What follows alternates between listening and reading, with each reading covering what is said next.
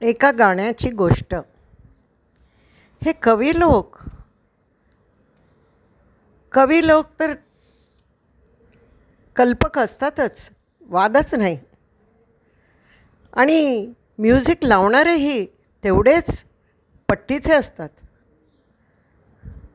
पण आधी म्युझिक देऊन मग शब्द लावणं जरासं कठीणच असतं.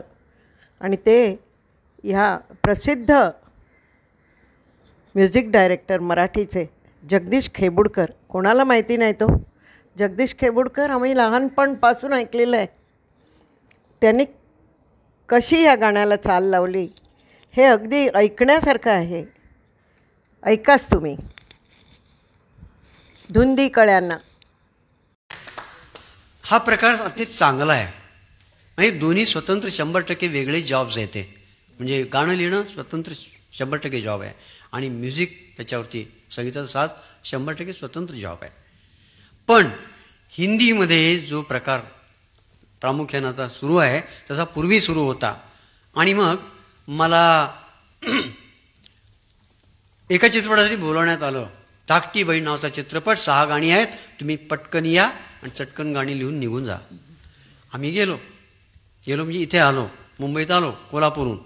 आम्हाला सांगितलं एक गुन्हेगार, त्यातला नायक गुन्हेगार असतो आणि त्याला सुधारण्यासाठी एक नायिका प्रतिज्ञा करते आणि त्याला सुधारून दाखवते. तो चांगला वागायला लागतो. चांगला वागायला लागल्यानंतर तिला जो आनंद होतो त्या आनंदाच्या भरात ती गाणं गायला सुरुवात करते.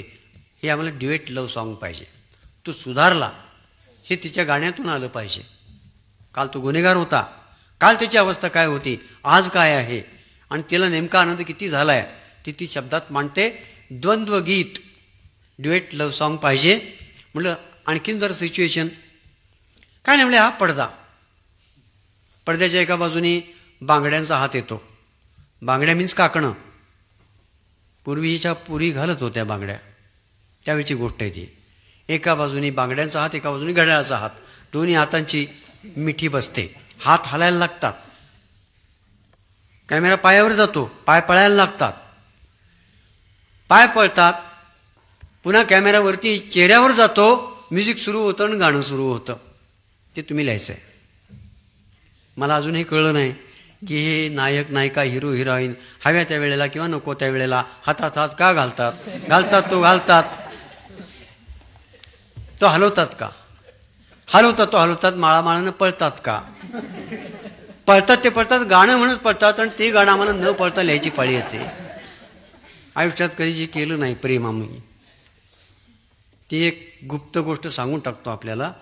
प्रेम हा माझ्या वाट्याला विषय आला नाही, कारण प्रेम देहावर शरीरावर करायचं असतं हल्लीच्या भाषेत. म्हणजे छान असला पाहिजे ना तो ज्याच्यावर प्रेम करायचं. कुरूप नायकावर कुणी कधी प्रेम करत नाही. दातपुडा असलेला किंवा असा चकणा नाही, त्याच्यावर कोणी प्रेम करत नाही. बऱ्यापैकी असला पाहिजे तो, बऱ्यापैकी मिळवतही असला पाहिजे थोडासा. छोटं का असेल पण घर स्वतःचं असावं वगैरे. औरंगाबादच्या एका परभणी औरंगाबादला एक मुलाखत घेतली. थोडं डायव्हर्शन करतो, पुलाचं बांधकाम सुरू आहे, पुन्हा आपण यायचं आहे मूळ पदाला. तर त्यांनी तिथे कॉलेजच्या मुलींची मुलाखत घेतली की तुम्हाला नवरा कसा हवा, आणि मुलांची मुलाखत घेतली तुम्हाला बायको कशी हवी. जवळजवळ 90% मुलींनी सांगितलं की आम्हाला नवरा श्रीमंतच पाहिजे आणि देखणाच पाहिजे आणि शक्यतो आई वडील नसावेत. हे असावेत पण ते गेलेले असावेत. आई वडिलांशिवाय तर जन्मच होणार नाही ना. ते असावेत पण होते असं ते भूतकाळात जमा व्हावं. आणि मुलांनी सांगितलं की काळी सावळी चालेल पण अव्यंग पाहिजे. काळी सावळी चालेल पण अव्यंग पाहिजे. घरात चांगली संस्कार झालेली पाहिजे आणि माझ्या आईवडिलांना सुख देणारी पाहिजे, असं कॉलेजमधल्या तरुणांनी त्यावेळेला सांगितलं. ही फार मागची गोष्ट नाही, एक 5-10 वर्षाच्या मागची गोष्ट आहे. तर हे सांगायचा माझा हेतू एवढाच होता की माझ्या आयुष्यात हा विषय कधी आला नाही. कारण मी मुळात 5 फूट उंची नाही. मला एकदम पटकन चेहरा डोळ्यात भरावा असंही माझ्याकडे काही नाही.